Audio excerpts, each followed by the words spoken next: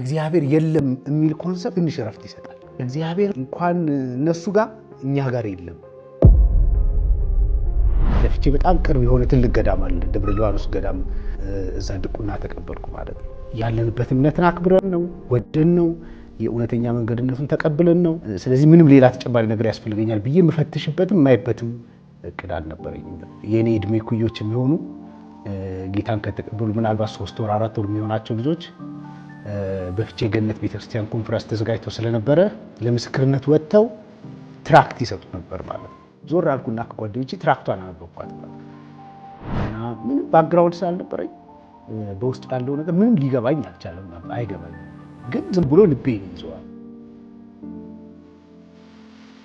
ሚስጥር ካየን በኋላ እዛ ቤተክርስቲያን ውስጥ ለተወሰነ ጊዜ በድቁና አገልግያለሁ ማለት ነው። አይ እንዲህ ማለት እንዲህ ነው እንዲህ ስላቸው ልጆቹ ገና ጌታን ካገኙ 3 ወራቸው ነው። ያን ያህል መሰረታዊ ነገርም አልተማሩ። ስለዚህ ለኔ መመለስ አልቻሉም ማለት ነው። ግን በዛ ሁኔታ ውስጥ እኔ አሸናፊነት ስሜት አይሰማኝም። ልጆቹን ዶሚኔት እንዳደረኩ ተከራክሬ እንዳሸንፍኩ አይነት አይደለም ስሜት የሚሰማኝ። የእናትና የአባትህን እምነት በማዋረድ በዚህ እምነት ከኛ ጋር መኖር ስለማችል እንዲህ ስለሆነ ከዛሬ ከቀኑ 10 ሰዓት ወይ 12 ሰዓት ጀምሮ ከቤት ተባረሃል።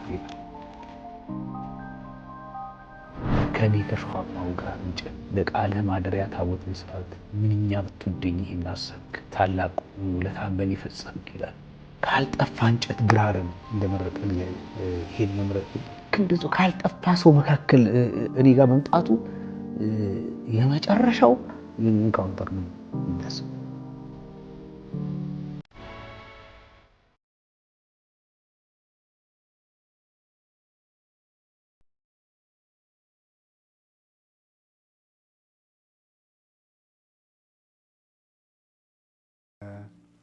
እኔ ስሜ ቴዎድሮስ ጀበል ይባላል። ተወልጄ ያደግኩት እዚህ ሰላሌ ፍቼ አካባቢ ነው። ፍቼ ከተማ ውስጥ ነው። ምናልባትም ደግሞ 12ኛ ክፍል እስከመሆንም ድረስ የተማርኩት እዛ ነው። ከዛ ወዲህ ነው ወደዚህ አካባቢ የመጣሁት። በአሁኑ ሰዓት የአንዲት ሴት ባልና የ2 ልጆች አባት ነኝ። የባለቤቴ ስም ታሪክ ይባላል። ልጆቼ ደግሞ ናሆምና ማርካን ይባላሉ። አሁን በአባልነት ያለውባት ቤተክርስቲያን ኮይኖኒያ የተሐድሶ ሚስዮናዊት ቤተክርስቲያን ትባላለች። ወደ መገናኛ አካባቢ የምትገኝ ቤተክርስቲያን ነች።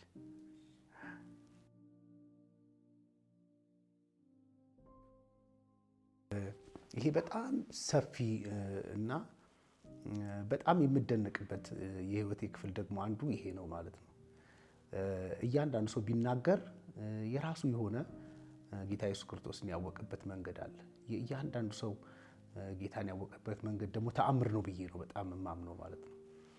እኔ ከልጅነቴ ጀምሮ ወደ ሃይማኖት ማዘንብል አይነት ሰው ነበርኩ ማለት ነው። ቤተሰቦቼ ጠቅላላ በኢትዮጵያ ኦርቶዶክስ ቤተክርስቲያን ስርዓትና እምነት ውስጥ ያሉት እስካሁንም እንደዛ ናቸው። በተለየ መልኩ ደግሞ እኔ በጣም ቀረብ እል ነበር ማለት ነው እና ከልጅነቴ ጀምሮ ከቤተሰቦች ጋር ቤተክርስቲያን ሄዳለሁ። ከእንደገና ደግሞ ትንሽ ከፍ እንዳልኩ 13 14 ዓመት እንደሆነኝ ወደ 6ኛ ክፍል አካባቢ እንደደረስኩ ከሌሎች ጓደኞቼ ጋር በመሆን የኢትዮጵያ ኦርቶዶክስ ቤተክርስቲያን ውስጥ የድቁና ትምህርት ጀምሬ ነበረ እና ተምሬ አስታውሳቸዋለሁ። አባ ናሁሰናይ የሚባሉ አንድ መነኩሴ ነበሩ የሚያስተምሩን። የዛ ሀገረ ስብከት ሊቀ ጳጳስ ደግሞ አቡነ ቶማስ የሚባሉ ነበሩ። እሳቸው ባሉበት እና በሚቀመጡበት ደብር ውስጥ ነው የተማርኩትኝ። ከተማርኩ በኋላ ደግሞ ለፍቼ በጣም ቅርብ የሆነ ትልቅ ገዳም አለ፣ ደብረ ሊባኖስ ገዳም ልታውቁት ትችላላችሁ ብዬ አስባለሁ። እና ወደ ደብረ ሊባኖስ ገዳም ሄደን እዛ ድቁና ተቀበልኩ ማለት ነው። ድቁና ከተቀበልኩ በኋላ በዛ ቤተክርስቲያን ስርዓት ውስጥ አንድ ሰው ድቁና እንደተቀበለ በቅደሳ አይጀምርም፣ የሚቆይበት ጊዜ አለ። ከዛ እኔና ጓደኛዬ አሁንም እዛው ቤተክርስቲያን ያለ ሰው ነው። ሚስጥር ካየን በኋላ እዛ ቤተክርስቲያን ውስጥ ለተወሰነ ጊዜ በድቁና አገልግያለሁ ማለት ነው። ፊቼ መንበረ መድኅን ቅድስት ኪዳነ ምሕረት ቤተክርስቲያን ይባላል ማለት ነው። በዛ ሂደት ውስጥ እዛ ሀገር የሚኖሩ ክርስቲያኖች፣ እኛ በተለምዶ ጴንጤ የምንላቸው ሰዎች እጅግ በጣም ጥቂት ነበሩ ማለት ነው እና እኔ ጌታ ኢየሱስ ክርስቶስን እስከማውቅ ድረስ እስከማስታውሰውም ድረስ ከአንድም ሰው ጋራ ጴንጤ ከሚባል ሰው ጋር ተገናኝቼ አላውቅም ማለት ነው። ምክንያቱም ጥቂት ናቸው፣ ሀገሩ ላይ በጣም ቁጥራቸው በጣም ትንሽ ነው። እንደዚህ አይነትም ነገር ሰምቼ አላውቅም ማለት ነው። እና ወደ ጌታ ለመምጣት ምን ያህል ሩቅ እንደነበርኩ ነው አሁን የምገነዘበው ማለት ነው። ይህን የምስራች ወንጌል ለመስማት ያለሁበት ርቀት በጣም በጣም ሩቅ ነበር ማለት ነው። እና ያለንበት እምነትን አክብረን ነው ወደን ነው የእውነተኛ መንገድነቱን ተቀብለን ነው። ስለዚህ ምንም ሌላ ተጨማሪ ነገር ያስፈልገኛል ብዬ የምፈትሽበትም የማይበትም እቅድ አልነበረኝም ማለት ነው። እና አንድ ቀን ትዝ ይለኛል፣ ቅዳሜ ቀን ነው እንደምታውቁ። ቅዳሜ ቀን ክፍለ ሀገር ላይ ብዙ ጊዜ የገበያ ቀን ነው የሚሆነው ማለት ነው። እና በዛ በገበያ ቀን ከጓደኞቼ ጋር ገበያ የምትገበየው ነገር ባይኖርም ዝም ብሎን እንደ ግሩፕ ሆነን ጎረምሳም ነገር ስለነበረን ምናምን እንሄዳለን ማለት ነው። እና ሄደን እንደዚህ በቆምንበት አንድ አካባቢ የኔ እድሜ ኩዮች የሚሆኑ ጌታን ከተቀበሉ ምናልባት 3 ወር 4 ወር የሚሆናቸው ልጆች በፍቼ ገነት ቤተክርስቲያን ኮንፈረንስ ተዘጋጅተው ስለነበረ ለምስክርነት ወጥተው ትራክት ይሰጡ ነበር ማለት ነው። እና አይ ቲንክ 5 ነን እዛ የቆምነው ጓደኛሞች ማለት ነው። ለአምስታችንም ሰጡን ያን ትራክት ማለት ነው። ከአምስቱም ለኢትዮጵያ ኦርቶዶክስ ቤተክርስቲያን ወይም ለነበርንበት እምነት ጠጋ ምለው እንዳልኩ በድቁና ማገለግል የነበረው ለቤተክርስቲያን ቀረብ ምለው እኔ ነኝ ከነሱ በተሻለ ማለት ነው። ስለዚህ ኤክስፔክት የሚደረገው እኔ እጥለዋለሁ ወይም እቀደዋለሁ ተብሎ ነው ማለት ነው። አንፎርቹኔትሊ ምን እንደሆነ በማላውቀው ሁኔታ 4 ጓደኞቼ እዛው ቀደው ሲጥሉት እኔ ግን ያስኩት ዝም ብዬ ትራክቱን ማለት ነው። ከያስኩት በኋላ ምንድን ናቸው አልኳቸው። እነሱ ትንሽ ኤክስፖዠር ነበራቸው፣ ጴንጤዎች ናቸው አሉ። እና ምንድን ነው የሚሉን አሉ። አይ ኮንፈረንስ አላቸው። ኮንፈረንስ የማውቀው እኔ ኮንሰፕቱ ስብሰባ ነው። የምን ስብሰባ ምናምን ስላቸው አይ ቸርች ነው። የት? ገነት አሉ። ገነት ሲሉኝ እኔ ገነት የቤተክርስቲያን ስም አይመስለኝም፣ የሰው ስም ስለሚመስለኝ ገነት ማነች ብዬ አንዱን ጠየቅኩ ጓደኛዬ። አይ ቤተክርስቲያን ነች ምናምን አለኝ። ከዛ በኋላ እነሱ ጋር የመሄድ ሀሳብ አልነበረኝም፣ ወይም ደግሞ እነሱን የማግኘት ሳይሆን ዞር አልኩና ከጓደኞቼ ትራክቷን አነበብኳት ማለት ነው። እና ምንም ባክግራውንድ ስላልነበረኝ በውስጥ ያለው ነገር ምንም ሊገባኝ አልቻለም ማለት ነው። አይገባኝም፣ ግን ዝም ብሎ ልቤን ይይዘዋል። እና አስታውሳለሁ 4 ወይ 5 ለሚሆን ጊዜ ደጋግሜ ያነበብኩት ማለት ነው። ሊገባኝ አልቻለም። እና ልክ ሲሄድ ከነሱ ተለይቼ ዞር እንዳልኩ አንድ ትምህርት ቤት የማውቀው እሱ ደግሞ ገብርኤል የሚባል ቤተክርስቲያን ዲያቆን የነበረ አንድ ልጅ በትምህርት በጣም ጎበዝ የሆነ እኛ በምንባርበት ያኔ የ10ኛ ክፍል የ9ኛ ክፍል አካባቢ ተማሪዎችና ሃይ ስኩል ውስጥ ከሴክሽን አንደኛ የሚወጣ መስፍን የሚባል በዛ ላይ ዲያቆን የሆነ ገብርኤል የሚባል ቤተክርስቲያን እሱን አውቀዋለሁ። የጓደኛዬ በጣም ወዳጅ ነው፣ እኔንም ይቀርበኛል። እና አገኘሁት መንገድ ላይ ማለት ነው ትራክት። እና በእኔ አስተሳሰብ ወይም ግምት መስፍን ትምህርትን በጣም ስለሚገባው ዲያቆንም ስለሆነ ፊዚክስ ምናምን ስለሚያውቅ ይሄንንም ጉዳይ ያውቃል እና ሊያብራራልኝ ይችላል በሚል ስሜት መስፍን አልኩት። አቤት ጴንጤዎች አግኝተውኝ አልኩት። ይሄን ወረቀት ሰጡኝና አነበብኩት አልገባኝም አልኩት። ለምን እንደሆነ ባላቅም እሱ ከባድ ፍራስትሬሽን ውስጥ ነው፣ ወይም ደግሞ የተስፋ መቁረጥ አይነት ስሜት ውስጥ ነው ያለው ማለት ነው። እና እኔ እየተከተልኩት ወደ ሰፈሩ እየሸኘሁት እንዲያስረዳኝ ነው ይሄን ወረቀት ምናምን ስለው አንድ በጣም የሚያስደነግጥ ነገር ነገረኝ። ባክተዋቸዋል። ምን ነው እለዋለሁ። እግዚአብሔር እኮ አለኝ። እሺ እንኳን እነሱ ጋር እኛ ጋር የለም አለኝ ማለት። በዛች ቅጥፈት እኔ እግዚአብሔርን እየፈለኩ ስለነበር ወይም ደግሞ እግዚአብሔር የት ነው የሚገኘው የሚል ሐሳብ በውስጤ ስለነበረ እግዚአብሔር የለም የሚል ኮንሰፕት ትንሽ እረፍት ይሰጣል። ምክንያቱም ፍለጋ ውስጥ ነኝ። ወይ ከሌለ ምን አስፈልገኝ፣ በቃ አርፋለሁ አይነት ብዬ በቃ ቴንኪው ምናምን አልኩትና ተለይቼው ገባው ማለት ነው። ቅዳሜ ቀን ነው አስታውሳለሁ። እና ግን ቅዳሜ ገብቼ አንዲት መጽሐፍ አለችኝ ለመናፍቃን ምላሽ የምትል የተጻፈች በኢትዮጵያ ኦርቶዶክስ ቤተክርስቲያን የታተመች አንድ መጽሐፍ ነበረች። እና እዛ ላይ የሚጠቀሱትን ጥቅሶች እዚህ ጋር ደግሞ ማብራሪያ ይሰጣል ማለት ነው። እና ገብቼ እሷን ሌሊቱ ሙሉ ሪፈርስ አደረጋት አደርኩ ማለት ነው። እና በደንብ በረታው፣ የተሻለ እውቀትም እንዳገኘው ራሴን ቆጠርኩ። እሁድ አለፈ። ሰኞ ዕለት የመሰከሩኝን ልጆች ትምህርት ቤት ስፈልግ ያገኘኋቸው እና እንድናወራ እፈልጋለሁ አልኳቸው። ከዛ እሺ ያሉኝ።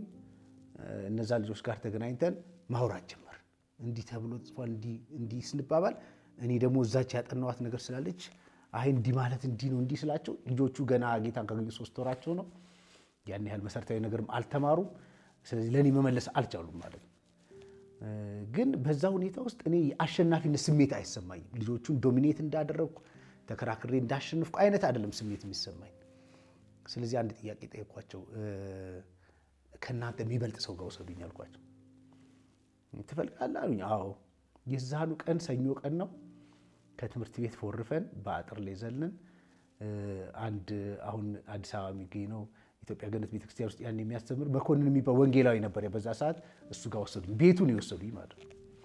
ከዛ ሞኬ ይሄ ልጅ እንደዚህ ጥያቄ ያለው ከእሱ ጋር ተነጋገር ምናምን አሉ። እሱ ደግሞ እሱም ከኢትዮጵያ ኦርቶዶክስ ቤተክርስቲያን ከሰንበት ትምህርት ቤት ውስጥ የወጣ ስለነበረ ጥሩ ባክግራውንድ አለው። እኛ ለምናነሳቸው ጥያቄዎች የመመለስን በደንብ አቅም ነበረው ማለት ነው። ከዛ ከእሱ ጋር በአቅሜ ሙሉ የምችለውን ጥያቄ ጠየቁት ማለት ነው። እንደዚህ ነው እንደዚህ ነው እንደዚህ ነው እንደዚህ ነው ስለው በአንድ ቀን መቼም ሁሉም ነገር አይመለስም፣ ሁሉም ነገር አይገባም። ግን ነፍሴን የሚያሳርፉ በጣም በርካታ ነገሮች ነገረኝ ማለት ነው። ሮሜ መጽሐፍ ላይ ያሉ በጣም አሁን ማረሳቸው ሮሜ ምዕራፍ 3 አሁን ግን በሕግና በነቢያት የተመሰከረለት የእግዚአብሔር ጽድቅ ተገልጧል የሚለው እርሱም ኢየሱስ ክርስቶስን በማመን የሚገኝ ነው ይላል ማለት እና የእግዚአብሔርን ጽድቅ ኢየሱስ ክርስቶስን በማመን ብቻ አገኛለሁ።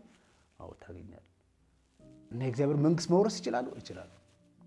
12 ሰዓት ሆነ። ከ6 ሰዓት ጀምሮ እንደዚህ አይነት ስናወራ 12 ሰዓት ሆነ እና ምን ላድርግ አልኩት። ተንበርከክና ጌታን ተቀበል አለኝ። ስንበረከክ በሙሉ ልቤ አይደለም ማለት ኦልሬዲ ሁሉም ነገር ተመልሶልን አይደለም እንበረከክ። ተንበርክኬ ጸለይን ከሱ ጋር ማለት ነው። እና መቼ ልምጣ አልኩት ከሱ ጋር እንደገና ለማውራት ማለት ነገ እንድትመጣ አለኝ። ማክሰኞ ነው የሚሆነው ቀኑ። ነገ እንድትመጣ አለኝ። የት ነው መጣው? እዚሁ እቤት። ምን አለ ስለው ቤት ለቤት ፕሮግራም አለ አለኝ። እኔ አሁን እነዚህን ቃሎች አላቃቸውም። ያኔ ቤት ለቤት ምናምን ይባሉ አላቃቸውም። እና ምንድነው ልክ እንዳንተ ያሉ እኩዮች ተማሪዎች ይመጣሉ አለኝ። ኦኬ ሲለኝ እሺ ይመጣሉ አልኩት እና ሄድኩኝ ማክሰኞ ማለት ሲሄድ እዛች ጠባብ ሳሎን ውስጥ ወደ 40 ምናምን ልጅ የሚሆን አለ። አንዳንዶቹ አውቃቸዋለሁ ጌታን ተቀብለው በጣም ያው ሀገሩ ትንሽ ከባድ ስለሆነ ለክርስትና ይፈራል። ተደብቀው ሁላ አገኘዋቸው አንዳንዶቹ ልጆች ማለት ግን ከኔ በፊት ስለነበሩ ብዙዎቹ የሚደረገውን ሪቹዋልስ በደንብ ያውቃሉ እና መዝሙር ይዘምራሉ። ጸሎት ሲባል አይናቸው ጸፍነው ይጸልያሉ ምናምን እና እዛ ቆመናል።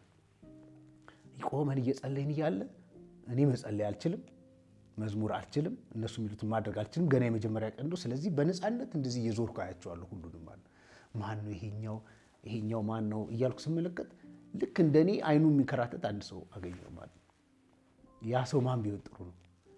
ቅዳሜ ዕለት አግኝቼው እግዚአብሔር የለም ያለኝ ልጅ እሱ ደግሞ እሁድ ተመስክሮለት ጌታን አግኝቶ እሱም እንዲካፈል ተጋብዞ እዛ ጉባኤ ውስጥ አገኘሁት ማለት ነው። በጣም ደነገጥኩ። ከዛ እኔ እንደዚህ ከፈት አድርጌ ተሽሎክኬ ሄድኩና እዚህ ምን ታረጋለህ አልኩት። እግዚአብሔር የለም አላልክም? እዚህ ምን ታረግ?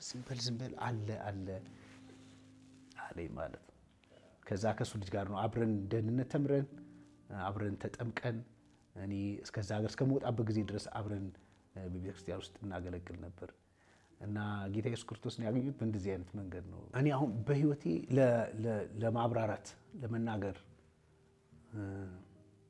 በጣም ከሚከብዱኝ ነገሮች መካከል አንዱ ይሄ ነው። አሁን ጌታን ሳገኘው በህይወቴ የተከናወኑትን ነገሮች ኤክስፕረስ ማድረግ መናገር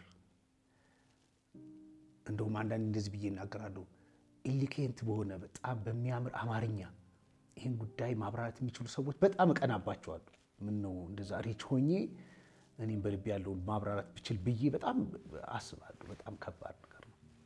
መጽሐፍ ቅዱስ ሲናገር ራሱ እግዚአብሔር አምላክ ነው ይልና ለኛ በራልን ነው የሚለው። ልክ እዚህ ቤት ውስጥ አሁን ስዊች ሲነካ ቦክ እንደሚለው ነገር ማለት ነው። ከዛም ባለፈ እግዚአብሔር እንደ ብርሃን ነው በልባችን የበራው ማለት ነው። አንድ ሰው ከኖረበት ከእናት ከአባቱ ከአያት ከቅድመ አያቱ ከወረሰው እምነት ተፈናቅሎ ወደ ሌላ እምነት ለመግባት ምን አይነት ብርሃን ቢያገኘው ነው? ምን አይነት እውነት ቢገለጥለት ነው ምን አይነት መረዳት ቢያገኘው ነው ብዬ እደነቃለሁ። እንደውም ሳገለግል እኔ ለአንዳንድ ጊዜ ለሰዎች እንደዚህ እናገራለሁ። አሁን ሰውን ሁሉ ኢየሱስ ክርስቶስን ቢክደው አላቅህም ቢለው እኔ ልልጅ የምችልበት አቅም አይኖረኝም እላለሁ። ግን ከነሱ ይበልጥ ጎበዞኛ አይደለም። በቃላት ልናገረው ማልችል፣ ለማንም ላስረዳው ማልችል፣ በልቤ እርግጠኝነትና ብርሃን አለ ብዬ ስለማመን ነው ማለት ነው። እና ጌታን ሳገኝ እኔ ዲያቆን ብቻ ነበርኩ አይደለም የምለው፣ ወይም ደግሞ እዛ ቤተክርስቲያን ውስጥ ኢንጌጅድ ነበርኩ ብቻ አይደለም የምለው።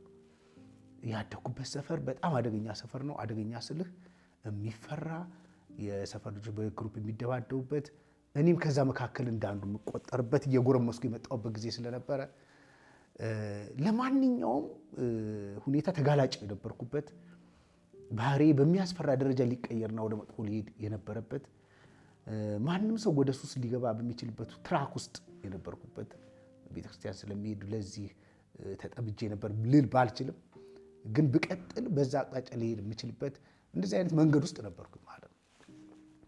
እና ጌታ ኢየሱስ ክርስቶስ ወደ ልቤ ሲመጣ በህይወቴ እደርስባቸዋለሁ፣ ጥሩ ናቸው፣ አድርጋቸዋለሁ እምላቸውን ነገር ሁሉ ነው ዋጋ ያሰጣቸው ማለት ነው።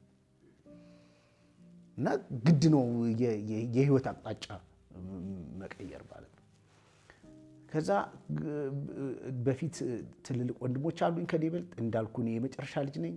ካመሸው የሚቆል በጣም በ15 ቀን ውስጥ ማላመሽ ቤት በጊዜ የምገኝ፣ ከዛ ደግሞ የገባችኝን እውነት ለማጣራት መጽሐፍ ቅዱስ ማንበብ የጀመርኩበት ጊዜ ነበር ማለት ነው። እኔ አንድም ቀን ጌታዊ በምኖርበት ጊዜ፣ በተለይ በመጀመሪያዎቹ ጊዜ ይሄ ነገር አያስፈልግም እተዋለሁ ብዬ አላውቅም።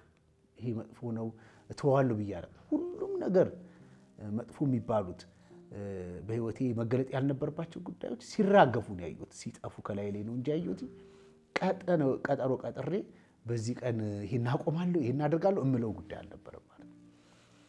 አንዱ ቻሌንጅ ሊሆን የሚችለው ነበር የነበርኩበት የጓደኝነት ግሩፕ ነው ማለት ነው። እሱንም እንዴት እንደሆነ በማላቅ ሁኔታ እነዚህ ከመሰከሩ ልጆች ጋር ጓደኛ ሆንኩና እነሱ ደግሞ ከኛ ሰፈር በጣም ስለሚርቁ ውሎዬ ሁላ እዛ መሆን ቻለ ማለት ነው። ነገር ግን ደግሞ ቀላል አልነበረም ያንን ማድረግ፣ በዛ መንገድ መሄድ በጣም ቀላል አልነበረም። በጣም ከዛ ወዲህ ከባባድ ሁኔታዎች እየገጠሙ መምጣት ጀመሩ እና ህይወቴን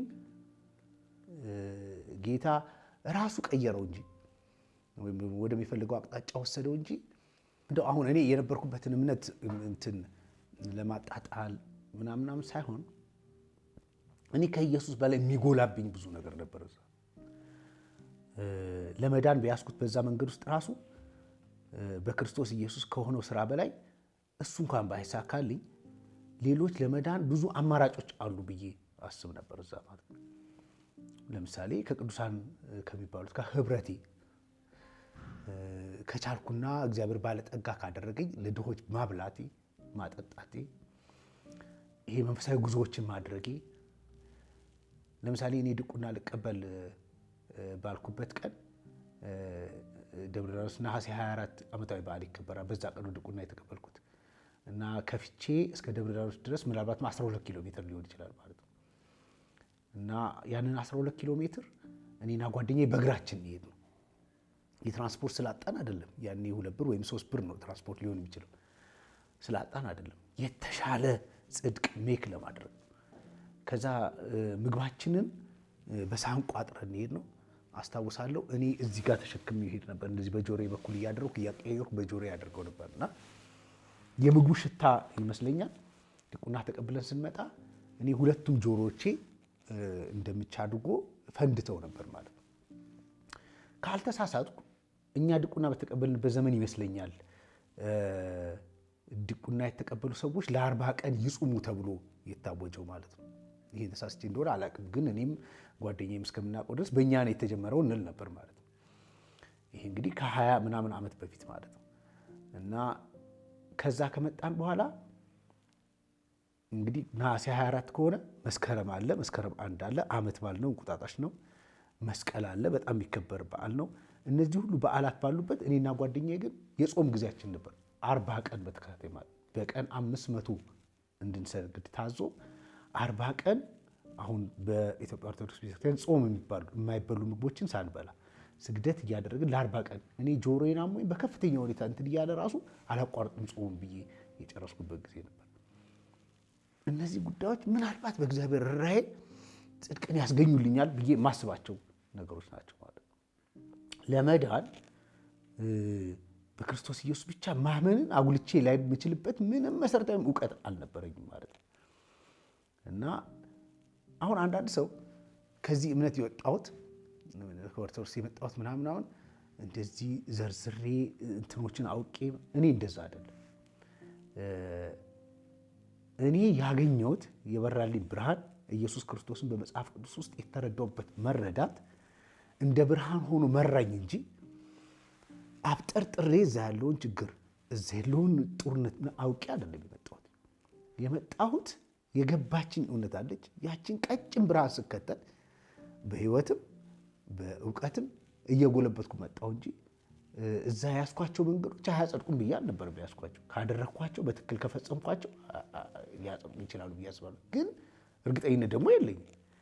ምክንያቱም በየቀኑ መዝናለሁ። ለምሳሌ አንዳንድ ቀን ውሎህን ታይና የሰራሃቸው በጎ ነገሮችን ምክንያቱም በስራ የሚጸደቅ ከሆነና ያጠፋኋቸውን ጥፋት ስምጽ ሁሌ ጥፋቴ ይበልጣል ወይም ደግሞ ጥፋቴ ትልቅ ይሆናል እና በዛ በኩል ተስፋ ቆርጣለሁ። ለምሳሌ እግዚአብሔርን ፈልጌ አንድ መንፈሳዊ ጉዞ አድርጌ ከሆነ ከመጣው በኋላ ደግሞ እግዚአብሔር የማይከብርበት 2-3 ጉዞ አድርጌ ሊሆን ይችላል ወደ አንድ አቅጣጫ። ስለዚህ መልሶ ይፈርስብኛል ማለት ነው። ስለዚህ እዛ ያለው ደግሞ ብዙ ህዝብ አይደል ሰው የሆነውን ሆናለሁ እላለሁ። ይሄ ሁላ ሰው እንግዲህ ሲሆን የሚገባም ከሆነ እኔም እገባለሁ ብዬ ነው የማስበው ማለት ነው። እና እርግጠኝነት አልነበረኝ። ጌታን ካወቅኩ በኋላ አንዱ የተቀየረው ነገር በማንኛውም ቅጽበት በዚህ ምድር ላይ በህይወት ባልኖር በእግዚአብሔር መንግስት ውስጥ ተሳታፊ እንደምሆን እርግጠኝነት ነበር። አሁንም እኔ ብዙ ነገር ላይገባኝ ይችላል። ሁሉም የመጽሐፍ ቅዱስ ሐሳብ ተብራርቶልኝ ተንትኜ የማቅሰው ላልሆን ይችላል። ሁላችንም የሚያጥረን የማናቀው ደግሞ የሚበራልን የሚገለጥልን ነገር እንዳለ አስባለሁ። ግን ምንም የማልጠረጥረው ነገር አሁን ራሱ በዚህ ቅጽበት አንዳች ነገር በሆን ነፍስና ስጋዬ ቢለያይ በህይወት ባልኖር በእርግጠኝነት በእግዚአብሔር መንግስት ውስጥ ራሴን አገኘዋለሁ ብዬ አስባለሁ። ስለዚህ ለእኔ የእምነቴ መሰረት ይሄ ነው። ይሄኛው እንዲህ ስለሆነ ነው ይሄኛው እንዳል ስላልሆነ ያገኘሁት እርግጠኝነት ከባዱ የህይወቴ ምዕራፍ ይይዛል ብዬ አስባለሁ። አሁን ሲጀመር ከዛ ስለ እምነቱ ትሰማለህ። ለምሳሌ ከሊጴንጤ ነው ምናምን ትሰማለህ እና አሁን ቀረ እንጂ እኛ የምንሰማቸው ነገሮች በጣም መጥፎ ናቸው። ጴንጤዎች ተገናኝተው ይባላል ኢየሱስ ከኛ ይወለዳል ብለው ኃጢአት ሲሰሩ ነው የሚያድሩት ይባል ነበር። በፍጹም እዛ ማህበር ውስጥ ራስን ማግኘት አትፈልግም እንደዚህ የሚሆን ከሆነ ማለት ነው። ሌሎቹ ደግሞ ገንዘብ ይሰጣቸዋል ይባላል። ይሄን ታስታውሱ ታውቁ ይሆናል። ማታ ገንዘብ ታገኛላችሁ ተብሎ አዳራሽ ውስጥ ይገቡና አንድ ሰው ከላይ እንትን ቀዶ ሳንቲም ይጥላልና አገኘን ብለው ይወጣሉ ተብሎ ይነገራል። እንደዚህ አይነት ፌክ ጉዳይ የሚደረግበት ማህበር ውስጥ እገባለሁ ብዬ አላስብም። አጠቃላይ ለኢየሱስ ለምናምን ሳይሆን ለእምነቱ የሚኖረኝ አመለካከት በወሬ የምሰማው እንዳልኩ የሰሙ ሰዎች ያገኟቸው ሰዎች የሚነግሩ ነገር ይሄን ስለሆነ ኢየሱስን ለማምለክ በጣም ምቹ ቦታ ጴንጤ ነው ምናምን ብዬ አላስብም። እኔ የኮራ የደራ እምነት አለኝ ብዬ ነው የማስበው። በዚህ ምድር ላይ የተሻለ እምነት ካለ የነበርኩበት እምነት ነው ብዬ ነው የማስበው ማለት። እኔ አሁን ማንም ባለበት እምነት ሰው እንደዚህ ነው የሚያስበው ብዬ አስባለሁ። ቅድም እንደነገርኩ መዳን የብርሃን ጉዳይ የመገለጥ ጉዳይ እና ማቴዎስ ወንጌል ምዕራፍ 16 ላይ እኮ ደቀ መዛሙርቱን ኢየሱስ ክርስቶስ ሲጠይቅ ሁሉም የተሳሳተ የሚመስል መልስ መልሰዋል። ጴጥሮስ ግን መለሰ። የሰው ልጅ ሰዎች ማን ይሉታል ብሎ ሲናገር ጴጥሮስ በመጨረሻ የተናገረው አንተ ክርስቶስ ነህ የሕያው እግዚአብሔር ልጅ ነህ ብሎ መለሰለት። ልክ እንደዚህ ብሎ ሲመልስለት እኔ በጣም ያስገርመኝ የኢየሱስ ክርስቶስ መልስ ነው። ጴጥሮስ አለው አንተ ብፁዕ ነህ አለው።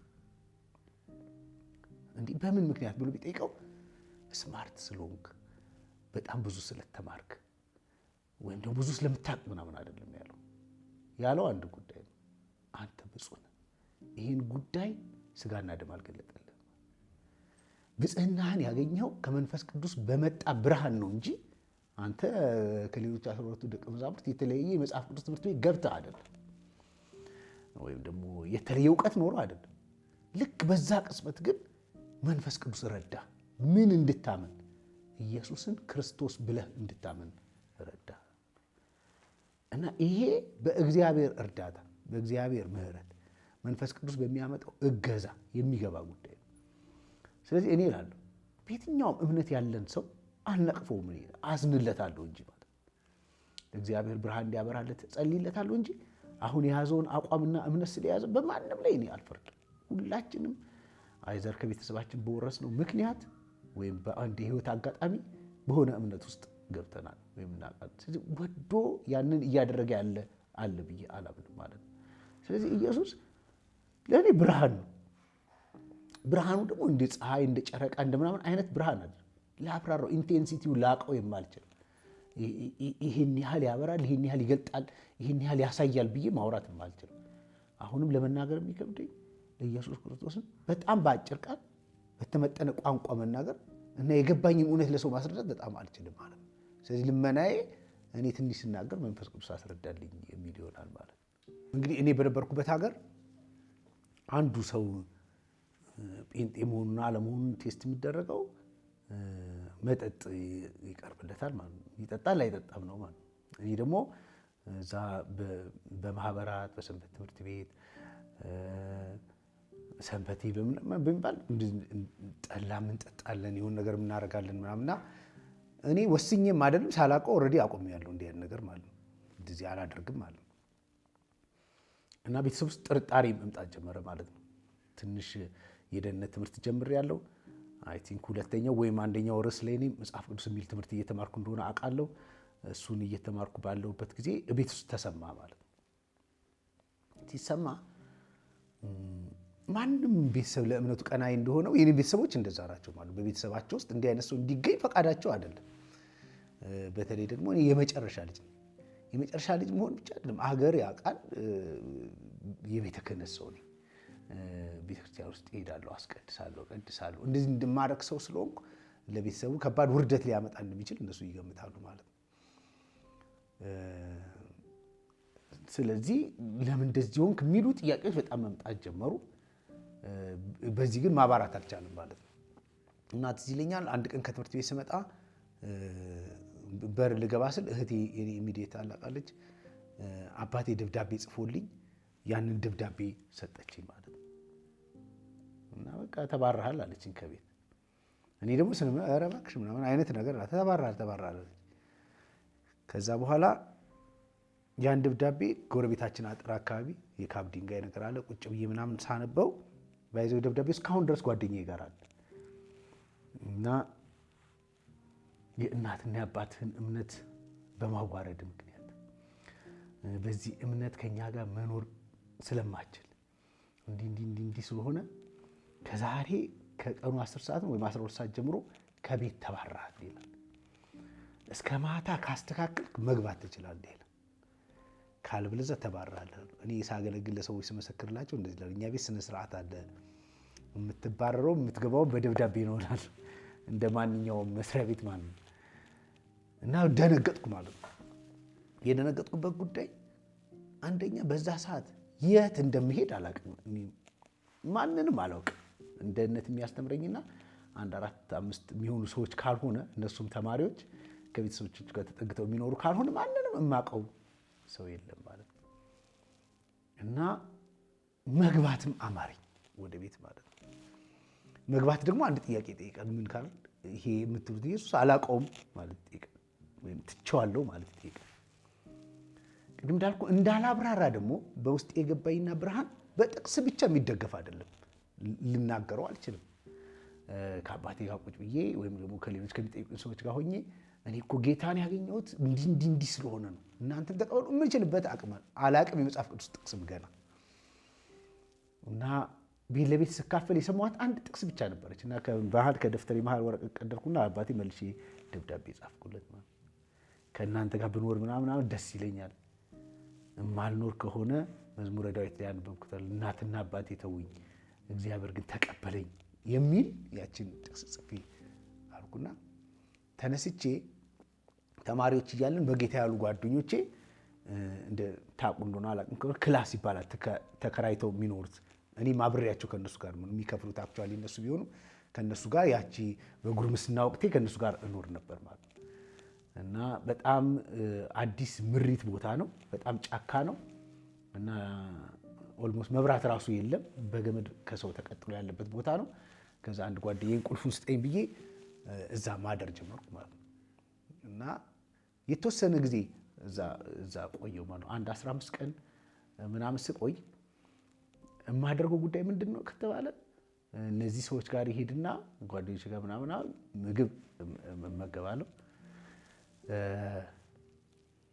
ከዛ ደግሞ ከነሱ ጋር እውላለሁ። ማታ መጥቼ እዛ አድራለሁ ማለት ነው እዛች ቤት ውስጥ ማለት ነው። ከዛ በዛ ጋር የምታልፍ አሁን እኛ ሚሚ የምንላት ወይንሸት የምትባል አንድ እህት ነበረች። ከእንደገና ደግሞ የቤተክርስቲያናችን መሪ የነበረው ፓስተር ነቃጥበብ አለ አሁን እዚህ የሱ ባለቤት ነበረች። አብረው ሲያልፉ እኔን ያገኙኛል ማለት ነው። እና እንደዛ እንደምኖር ያውቃሉ። እዛ እንትን ውስጥ ጫካ ነው፣ በጣም የሚያስፈራ ቦታ ነው። እዛ እነሱ ደግሞ መንገዳቸው ነው በዛ በኩልና ያገኙኝና እዚህ ነው የምትኖረው? አዎ። በጣም ያዝናሉ። እና ቤት ያለች ወዲያው ይዛኝ ሄደች ማለት ነው። ሚሚ ቤት ሄድን። እዛ ምግብ በላው። በጣም አበረታቱኝ። አይ ቲንክ ብር ሰጠችኝ። ከዛ በኋላ ደግሞ ማዕዚ የምትባል ፓስተር ነቃ ባለቤት ደግሞ ከአሁን ወዲያ እኔ ቤት እየመጣ መብላት ትችላለህ፣ ልጆቿ ደግሞ ከኔ ጋር ይማሩ ነበር፣ ከነሱ ጋር መግባት መውጣት ትችላለህ ምናምን አለች። ከዛ እዛ አንድ 15 ቀን እንደቆየው አንድ ቀን እናቴ ያው የእናት አንጀት አይችልም እንደ አባት አይደለም እና እናቴ ውሃና ምግብ ለኔ በጣም እየደበራትም ቢሆን እምነቱን ደግፋ ወይም ደግሞ ይሄን ለማድረግ ፈቅዳ ሳይሆን ልጇ ስለሆንኩ ብቻ ስትሰጥ አባቴ ያያታል ማለት ነው። በዛ ምክንያት ይጣላሉ። በጣም ከባድ ጸብ ይፈጠራል። ከተፈጠረ በኋላ ኢቭን እናቴንም አባቴ ከቤት አስወጣት ማለት ነው አስታውሳለሁ። እሷ ተከራይታ ደግሞ መኖር ጀመረች። አይ ቲንክ ለአንድ ወር ለምናምን ማለት ነው። ለእኔ ግን ትንሽ ምቹ ጊዜ ነበር ማለት ነው። ምክንያቱም እሷ አልጨከነችብኝም። እየሄድኩ እሷም ጋር የተወሰነ ምግብ ምናምን እበላለሁ ማለት ነው። አንድ ቀን እንደዚሁ ምግብ ፈለኩና ወደዛ ሲሄድ አንድ የሰፈራችን ሴት አሉ። እሷ ጋር ቁጭ ብለው ለማስታረቅ ሙከራ ያደርጋሉ እና እሰማቸዋለሁ። ሄጄ በግድግዳ አጠገብ ሆኜ መግባት ስለደበረኝ ስሰማቸው ይሄ በስተመጨረሻ እንደዚህ አይነት እርኩስ ልጅ ተፈጥሮ እንደዚህ ያለያያችሁ ምናምን ብለው ይመክሯታል። እኔስ ለእምነቴ ነው ዋጋ የምከፍለው፣ ላመንኩት በራልኝ ለምለው ነው ማለት ነው። እና በጣም አለቀስኩ የዛ ቀን። እናቴ በምን ምክንያት ነው እንደዚህ ዋጋ የምትከፍለው ምናምን ብዬ ማለት ነው። እና ፋኒ የሚባል ልጅ አለ፣ አለምዬ የሚባል ሌላ አሁን ደግሞ በኢትዮጵያ ገነት ቤተክርስቲያን የትምህርት ክፍል ኃላፊ ነው። አሁን ፓስተር ነው አለምዬ። በጣም ሳለቅስ ምናምን አለምዬ የሚባለው እሱም ከቤት ተባሮ ቤተክርስቲያን ኮምፓሽን የሚባል ድርጅት አለ። ስፖርት አስተማሪ አድርገው ቀጥሮት 100 ምናምን ብር ደሞዝ ያገኝ ነበር አለምዬ። እሱ ከኔ ጋር ትኖራለህ አለኝ። እና እሱ ያለው ምንድነው ሲባል ከኮምፓሽን የተሰጠው ፍራሽ፣ ብርድ ልብስ ብቻ ነው ያለው። እና እኔ እናንተ አብረን እንኖራለን በቃ ብሎ ይዞኝ ሄደ ማለት ነው ከሱ ጋር። እና እነዛ ሰዎች እናቴን አስታርቀው ወደ ቤት አስገቧት። ከአለምዬ ጋር መኖር ጀመርን ማለት ነው። አለምዬ 135 ብር ቢሆን ነው ደሞዙ እርግጠኛ። ከዛ ላይ ሲሪየስ ነው፣ አስራት ይከፈላል። አስራት ከተከፈለ በኋላ በጣም በከባድ ችግር ውስጥ ያለፍነው እኔና አለምዬ ማለት ነው። እንደውም እሱ ደሞዝ አለው ተብሎ ብዙ ሰው እንትን አይለው፣ እኔን ሰው ይራራልኛል። 5 ብርም 10 ብር ይሰጠኛል። እንዳልኩ ሚሚ ደግሞ በቤቷ በፈለኩ ቀን ሄጄ መብላት ቡና መጠጣት እችላለሁ። እኔ በህይወት አጋጣሚ እነዚህ ሰዎች በጣም አመሰግናለሁ። አሁን ሚሚም አለች፣ አለምዬም አለ። እኔ ሰዎች በዚህ ሰዓት ረድተው ባይሆን ኖሮ አይዞ ባይሉ ኖሮ የእግዚአብሔር ፈቃድ ሆኖ በእግዚአብሔር ቤት ልቀጥል እችላለሁ። ግን እንደዚህ ደግሞ ተመችቶኝ የእግዚአብሔር ነገር አውቄ ላልቀጥል እችላለሁ ብዬ አስባለሁ ማለት ነው። እና ከአለምዬ ጋር መኖር ጀመር። እማረሳው ለአንድ ዓመት የሚሆን ጊዜ በጣም በብዛት የምንበላው ዳቦና ሻይ ብቻ ነበር ማለት ነው። እና በአገልግሎቴ አንዳንድ ሰዎች እንደዚህ እላቸዋለሁ፣ እኔ ዳቦና ሻይ አልወድም፣ ሽታ ሁሉ ይደብረኛል እላቸዋለሁ። ሲሸተኝ ራሱ በጣም ይደብረኛል። እና ከዓለምዬ እንደዛ በጣም ሰፈር አደረገ። በጣም ደግሞ የሚደብረው ቀን ከዛ በፊት አንድ ነገር በየሳምንቱ በተራ በተራ እንታመማለን። የሚነሱ አንዴ እሱ ያመዋል፣ አንዴ ደግሞ እኔን ያመኛል ምናምን። ብዙ ሰዎች ከአጋንንት ጋር አያይዘው ይጸልዩልን ነበር። ልክ አጋንንት በጣም በተለየ መልኩ እንደሚዋጋ አደረጉ። እኛ የምግብ እጥረት ነበር እንደዛ የሚያደርገን ማለት ነው። እና ከዓለምዬ ጋር አንድ ቀን ላከራኙን ሴት 35 ብር መሰለኝ የቤት ኪራይ ከፈላቸው። ከሰው ጋር እያወሩ ነው፣ እሱ እንግዲህ አሁን እንደሚነግረኝ ከሰው ጋር እያወሩ ነው ያንን ብር የተቀበሉት። ከዛ ማታ መጡና የቤት ኪራይ አልከፈላችሁም አሉ። 35 በጣም ቢግ ዲል ነው፣ ቀላል ነገር አይደለም። ያለችንም እሷ አለች ማለት ነው። ከፍለናል አልከፈልንም፣ በጣም ክርክር ተነሳ። አይ አልከፈላችሁም አሉ። ከዛ ልቀቁ አሉ እና ያችን ፍራሽ ይዘን ለቀን ከዛ ቤት ሄድንና ሌላ አገኘን። በዛው ዋጋ 35 ብር አንድ ቤት አገኘን ማለት ነው።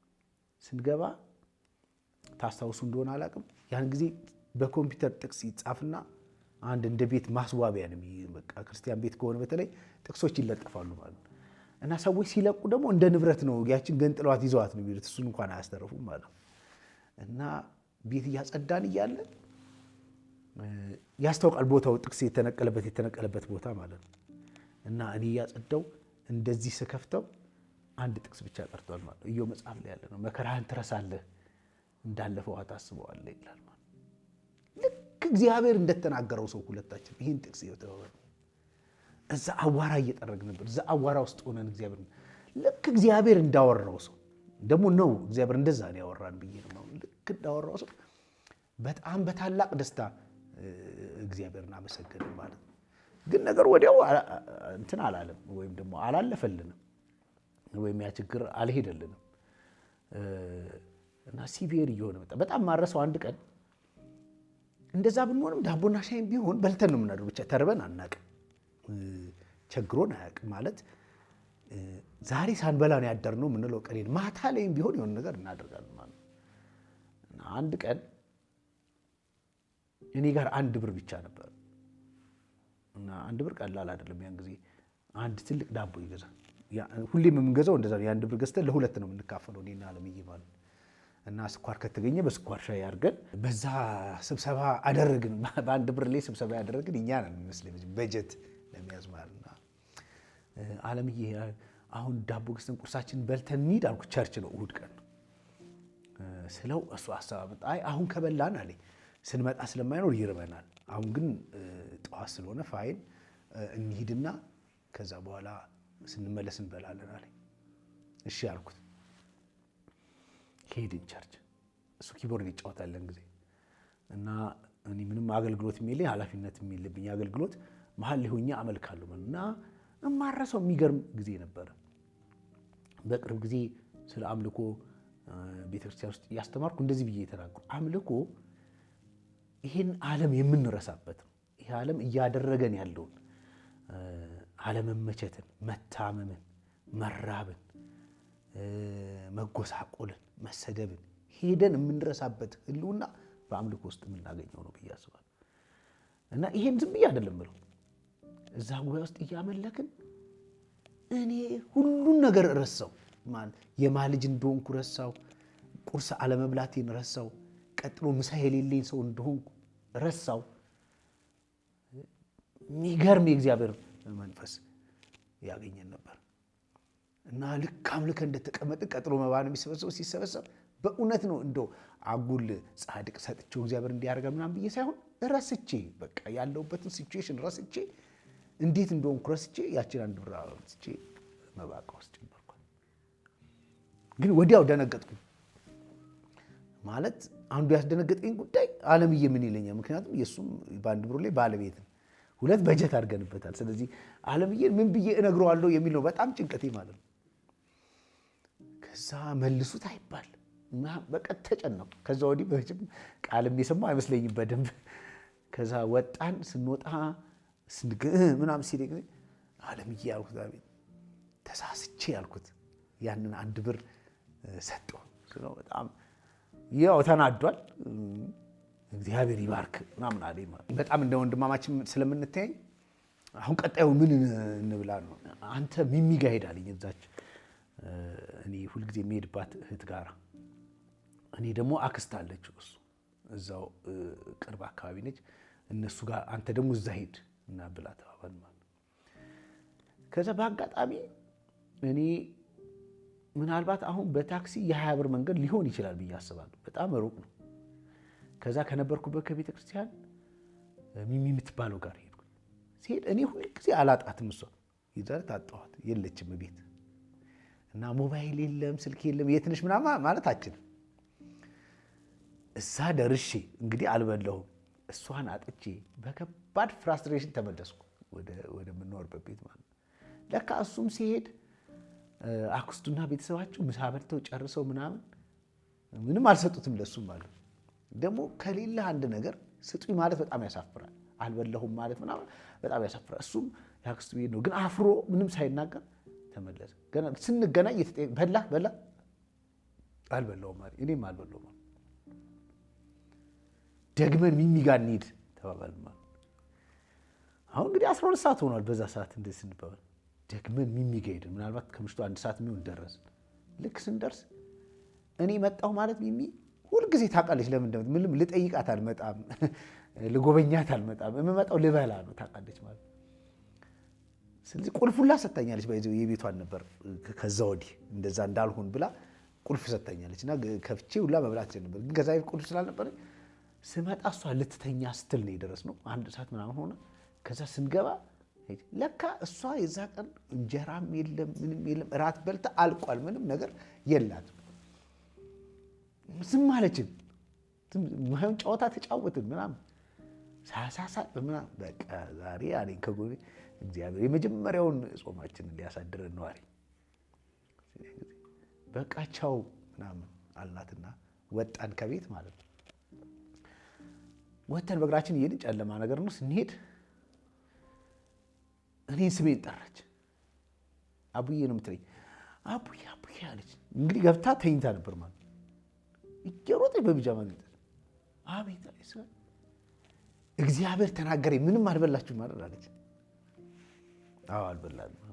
ከዛ በእጇ ብር ይዛል። በአይቲ 20 ብር ሊሆን ይችላል ምናምን እጄ ላይ ያደረገች እና ምንም ብር አይቶ እንደማያውቅ ሰው እኔ በስነ ስርዓትም ቻው ያልናት አይመስለኝም። እየሮጥን የመንገድ መብራት ፍለጋ ስንት ብር እንደሆነ ለማየት 2 ብርም ሊሆን ይችላል እንግዲህ 2 ብርም ባይዞ ትልቅ ባዲው አለ። እየሮጥን ስናየው 20 ብር እና 20 ብር ያኔ የሳምንት አስቤዛችንን ይገዛል። በቃ ፓስታ 2 ብር ምናምን እንደዛ አድርገን ገዝተን ሄድን ማለት ነው። እና የተቀበለ የመጀመሪያው ጉዳይ ይሄ ነው ማለት ነው። እንደዚህ አይነት ሲቹዌሽን ውስጥ ነው የገባሁት። ምንም ያለምንም ማጋነን ግን የምነግርህ አሁን ለዚህ እምነትና ለክርስቶስ ኢየሱስ ዝም ብዬ ለወግን ብዬ ሳይሆን እኔ በህይወቴ በጣም ደስታ ኤክስፒሪየንስ ካደረኩባቸው ጊዜያት አንዱ ያ ጊዜ ነው ማለት ነው። እኔና አለምዬ ስንኖር በየቀኑ የእግዚአብሔርን ቃል እንካፈል ነበር።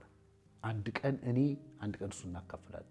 ስናካፍል እኔ የምካፈል ቀን ፍራሽ ላይ ቁጭ ብዬ እሱ ቆሞ ነው የሚያካፍለኝ። ነገ ደግሞ እሱ የሚያካፍል ከሆነ እኔ እቀመጣለሁ። እንደዚህ እያደረግን ነው የተማርነው። በጣም ለእኔ በጣም ደስ ከምሰይባቸው እረፍት ካገኘሁባቸው በጣም የእግዚአብሔርን ሰላም ኤክስፒሪየንስ ካደረኩባቸው ጊዜዎች መካከል አንዱ ይሄ ለእምነቱ ያለኝን ወገናዊነት ለማሳየት አይደለም። አሁን ምርጫ ቢያደርግልኝ እግዚአብሔር ያንን ሰላም ሁልጊዜ በምንም አይነት ጎዳና ውስጥ ቢያደርግልኝ እመርጣለሁ።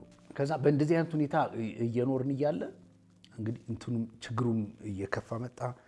አይ ቲንክ እኔም 11 ክፍል አካባቢ ሆንኩኝ። 11 ክፍል ምናምን ሲሆን እንግዲህ ቤተሰብ የፈለገ ቢሆን አሁንም ያስብልሃል ማለት ነው። እንትኔንም እንደማልቀይርም ነገር እየተገነዘቡ እየመጡ ይመስለኛል ማለት ነው። እና አንድ ወንድም ጋምቤላ ነበረኝ። ጋምቤላ አሁን ዩኒቨርሲቲ ያለ እዛ ውስጥ ያስተምር የነበረ አንድ ወንድም አለኝ ማለት ነው። ስለዚህ እንደዚህ የሆነ እዛ ሀገር ምናምን ከሚኖር እኔ ጋር ይምጣ አለ ማለት ነው። ስለዚህ ያኔ ምንም ምርጫ የለኝም። ጋምቤላ በዛ ሰዓት የሚታሰብ ነገር አልነበረም ማለት ነው። በጣም ሩቅ ነው እና እኔ ከቤተሰቦቼ ርቄ ተለይቼ ከጓደኞቼ ከሰፈሪ ምናምን አላውቅም። ተነስቼ እሱ ጋር ሄድኩኝ ማለት ነው እና እዛ መኖር ጀመርኩ ማለት ነው። እና በጣም እግዚአብሔር ይባርከው ማለት እፈልጋለሁ።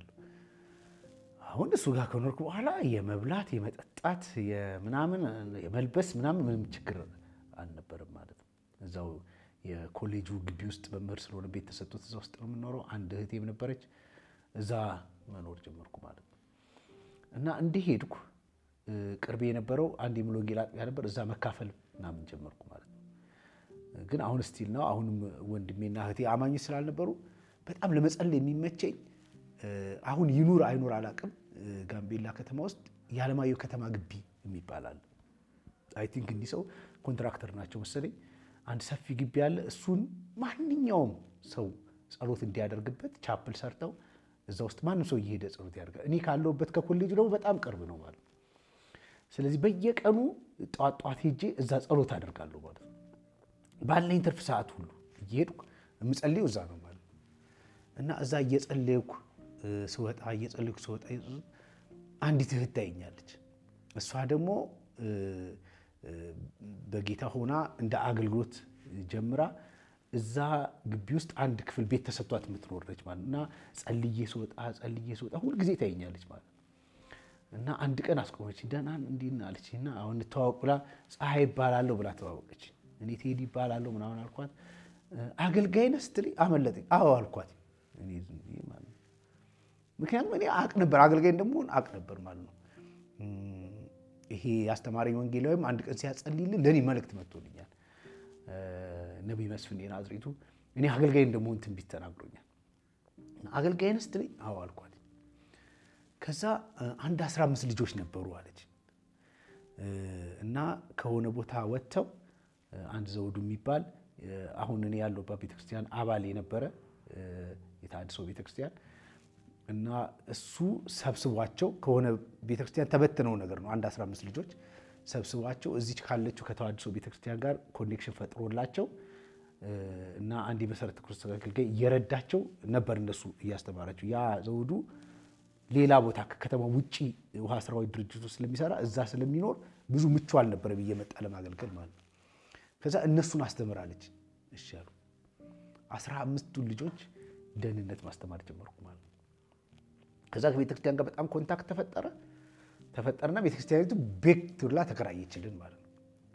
አንድ ግቢ እንደ ጭቃ ቤት የሆነ ቪላ እዛ ተከራየችልን።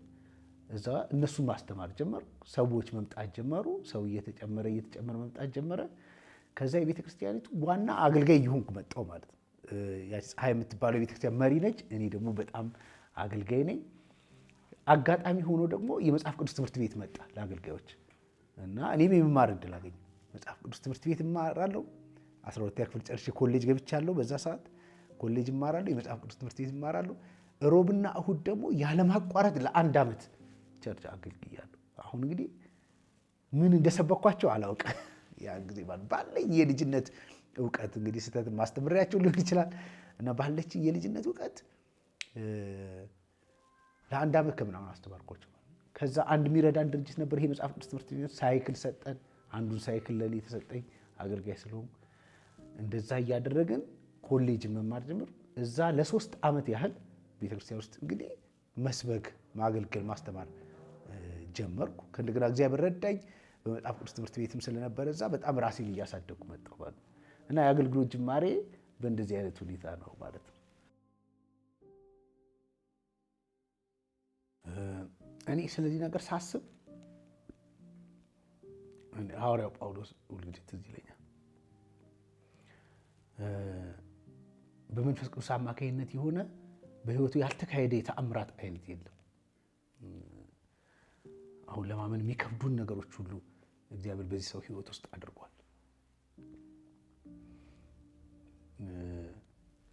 እስር ቤት እስኪፈራርስ ድረስ፣ የእስረኞች ስርዓት እስኪበጣጠስ ድረስ፣ በር መስኮት እስኪገነጠል ድረስ የመንፈስ ቅዱስን ክብር አይቷል፣ ኃይሉን አይቷል።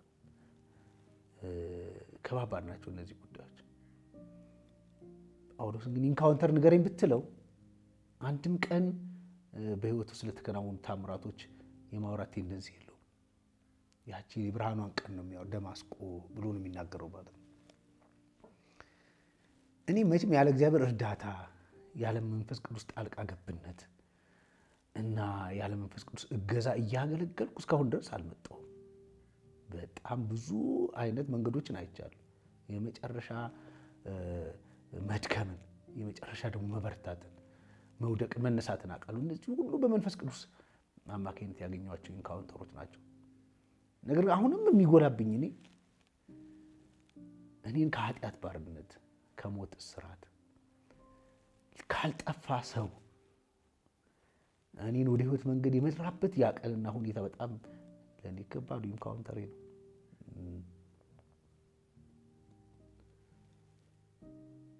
ከጓደኞቼ ብንነጻጸር እኔ ብዙ ጓደኞቼ ይበልጡኛል፣ በስነ ምግባር ይበልጡኛል፣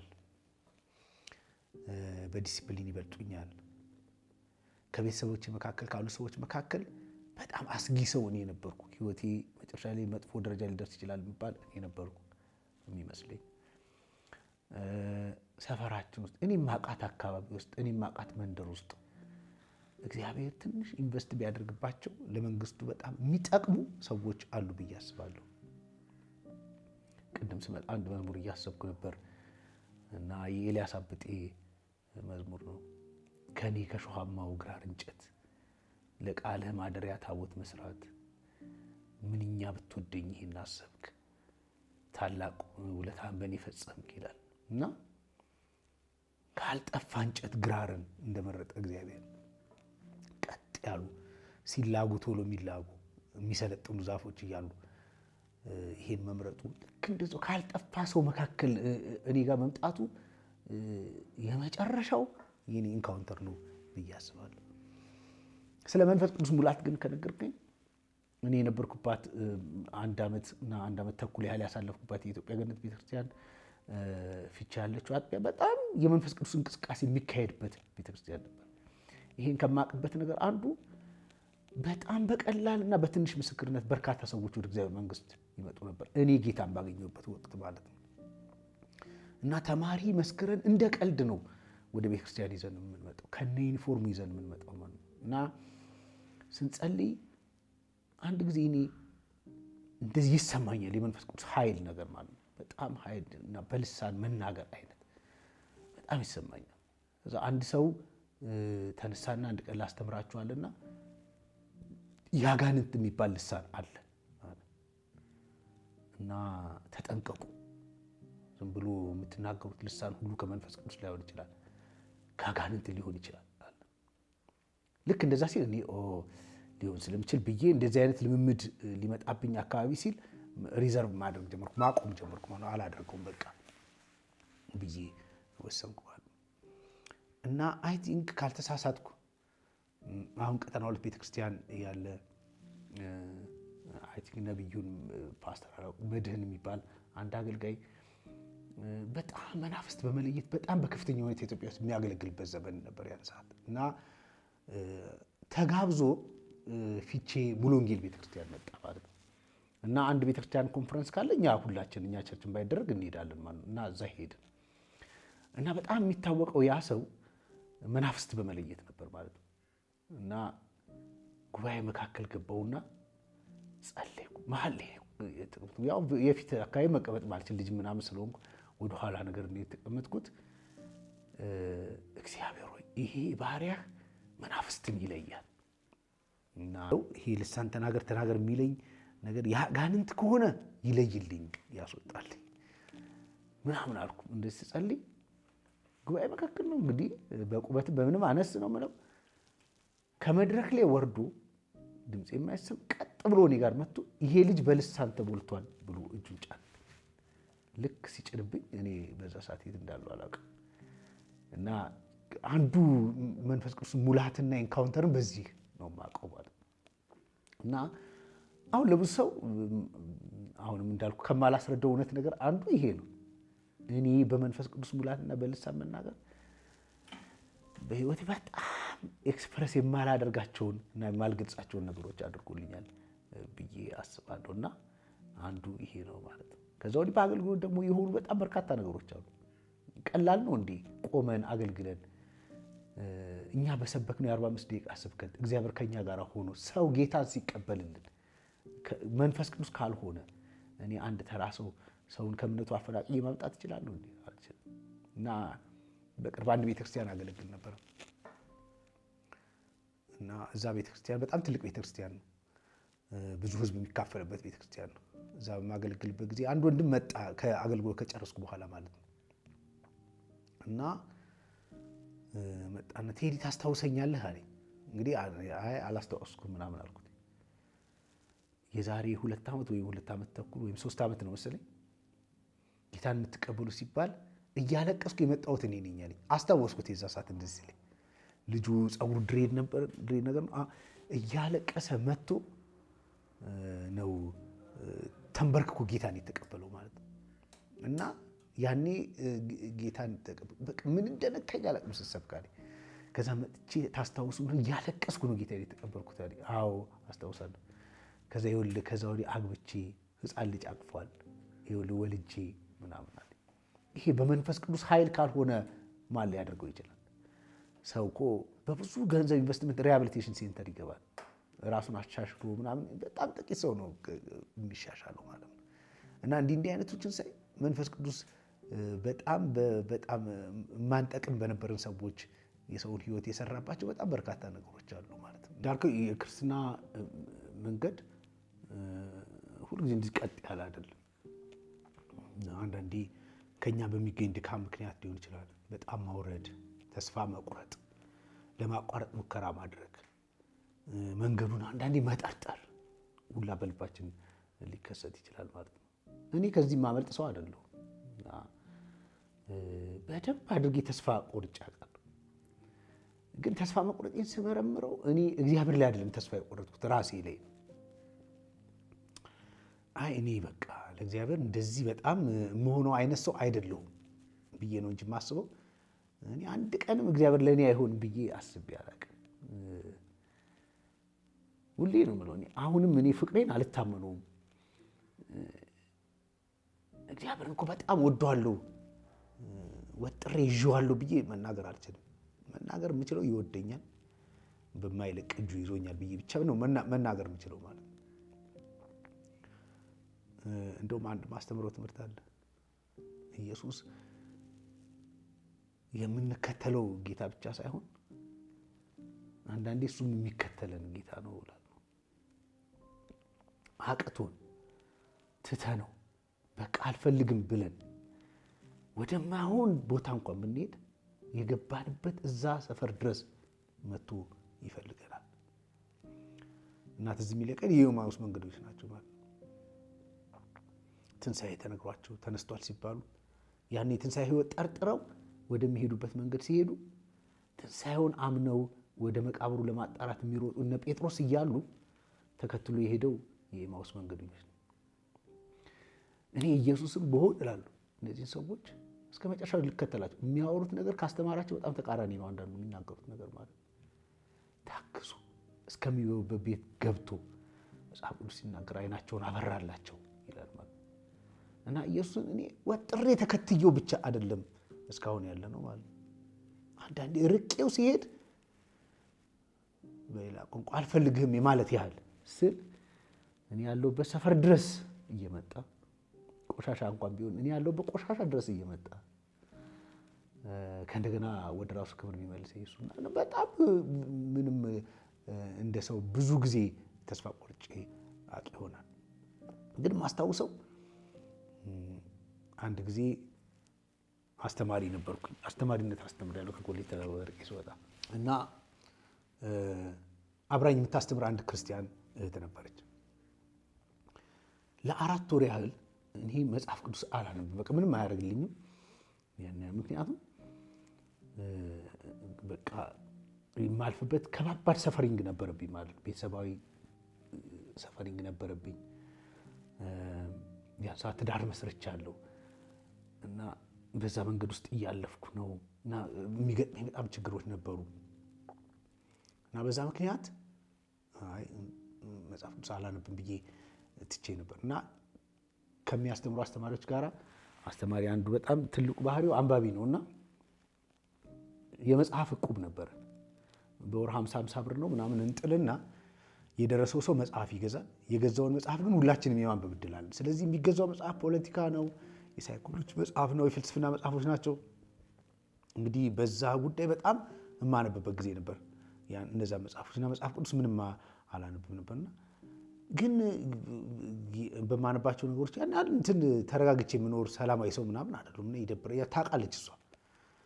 ቸርችም የዛን ያህል አልሄድም። ኦልሞስት እኔ በቃ ፕሮፌሽናል ነው መሆን የምፈልገው። እየተማርኩ ነው፣ አዲስ አበባ ዩኒቨርሲቲ የማታ እየተማርኩ ነው። ከዛ ህልሜ አዲስ አበባ ዩኒቨርሲቲ አስተምራለሁ ወይም ደግሞ ኮሌጅ አስተምራለሁ። እንደዚህ ነው አቅጣጫ እንጂ ወደ አገልግሎት አልመጣም አይነት ሀሳብ ነበር ማለት።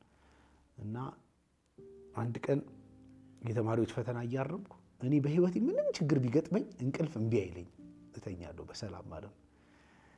እና በህይወቴ መጀመሪያ ቀን እስከ 7 ሰዓት ነው ምናምን ሰራሁና እንቅልፍ አልወስዳለኝ እና 1 ሰዓት ተኛውና ከእንደገና ነቃሁ። ከዛ መፍራት ጀመርኩ። እንቅልፍ ማጣት ጥሩ ስሜት አይደለም፣ ጥሩ የጤንነት ምልክትም አይደለም። በጣም ፈራሁ። እንዴ በዚህ አካሄድ ሲሄድ አእምሮዬ ሊበላሽ ነው እንዴ አይነት ነገር የፈራሁበት ጊዜ ነበር ማለት ነው። እንደው ደውላልኝ አታውቅም። ከስራ ቀን ውጭ እሁድ ጠዋት ነው ደወለችልኝ። ታዲያስ እንዴት ነሽ ምናምን አሁን ስራ ጊዜ ቸርች ሊሄድ ነው ትሄዳለህ አለች። እኔ እንዴት እሺ እንዳልኳት እሺ አልኳት። እና እሷን እህት ሳገኛት አሁን አውሮፓ ነው የምትኖርና እግዚአብሔር በህይወትሽ የሰራው አንድ ጊዜ ነው እላታለሁ። እሱንም እኔን ቸርች መውሰድ ነው እላታለሁ። እና ያን ጊዜ በጣም የዛሬ 12-13 ዓመት ሊሆን ይችላል የተቀባ ፓስተር ሚኪ የሚያገለግልበት ቤተክርስቲያን አላውቀውም። እኔ የሚኪንም አገልግሎት አላውቅም፣ የፓስተር ሚኪን ምናምን አላውቅም። እዛ ገባን። እዛ 15 ዓመት ሊሆን ይችላል። እና ገብተን እኔ ድሮ መግቢያዋ በር ላይ ሰው ይቀመጥ ነበርና በእሷ ጋር ነው የተቀመጥኩት። እዛ ተቀምጠን ሰርግ ነበር፣ የተለያዩ ፕሮግራሞች ነበሩ። በጣም ተበሳጨሁ። እኔ የሰው ሰርግ ልታሳየኝ የመጣችው በጣም ተናደድኩ ማለት እና ሊወጣም ምናምን ስፈልግ ወጣና 5 ደቂቃ ነው የእግዚአብሔር ቃል ማካፍለው ብሎ ኦልሞስት ትንቢት በሚመስል ደረጃ እግዚአብሔር ነገ በጣም የተሻለ ቀን አለው፣ በእናንተ የሚያያቸው ቀኖች በጣም የተሻሉ ናቸው የምትል ሀሳብ ትንሽ አካፈለ ማለት እና የእግዚአብሔር ቃል ተወርውሮ ልቤ ውስጥ ሲገባ አውቃለሁ። በፍጹም ወሰንኩ። ቸርች አልቀርም አልኩ፣ የፈለገ ቢሆን አልቀርም አልኩና ለባለቤቴ ነገርኳት። እና ማክሰኞ ይዣት ሄድኩ። እሷን ማለት መቼ ነው የሚያስተምረው? ስለ ማክሰኞ ያስተምራል። እና አስታውሳለሁ ማክሰኞ ይዣት ሄድኩና የእግዚአብሔርን ቃል ስንካፈል ለ45 ደቂቃ እሷም የራሷ ችግር ነበራት። ለ45 ደቂቃ ያህል ታለቅስ ነበር ባለቤቴ።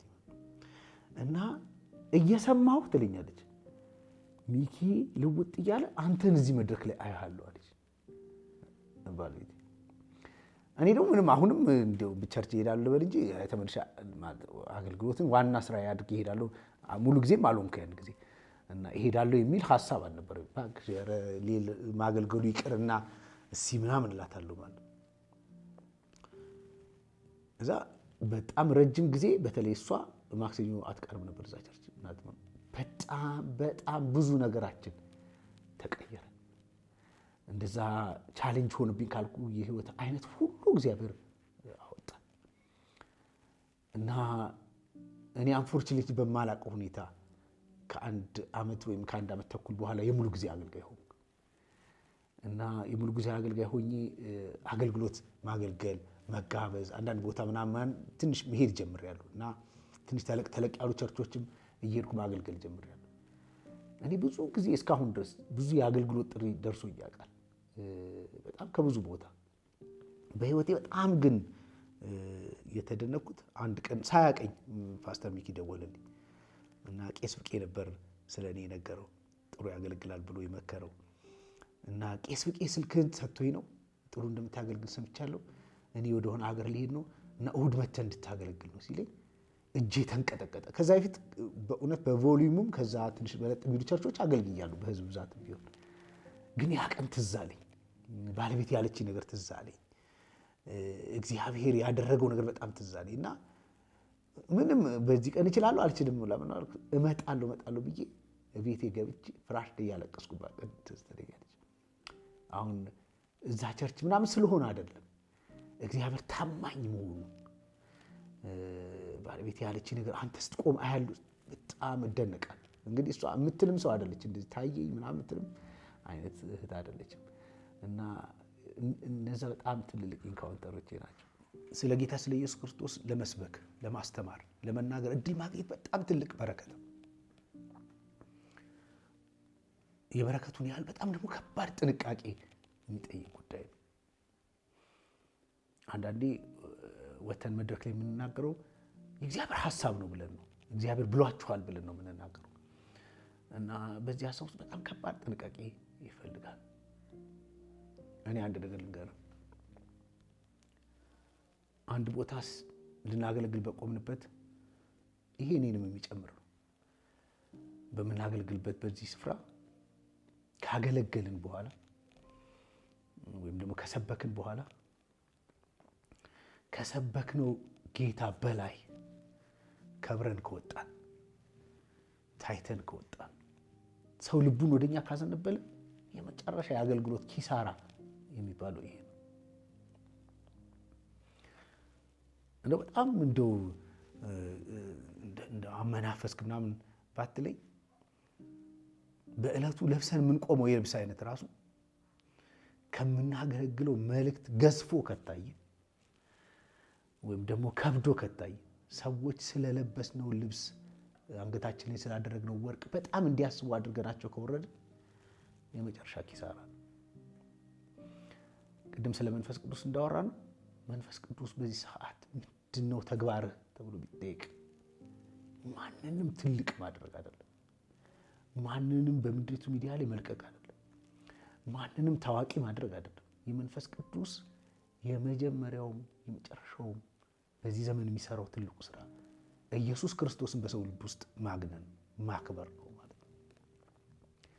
እና አሁን የአገልግሎትም ከባድ ነው ብዬ ከማስብበት ነገር አንዱ በቆምኩበት ስፍራ ስለ ራሴ ክብር፣ ስለ ራሴ ማንነት፣ ስለ ራሴ ሳልቀላቀል ኢየሱስ ክርስቶስን በግልጥ እና በእውነት በሰው ልብ ውስጥ ማስቀመጥ ብችል በጣም በጣም ደስ ይለኛል።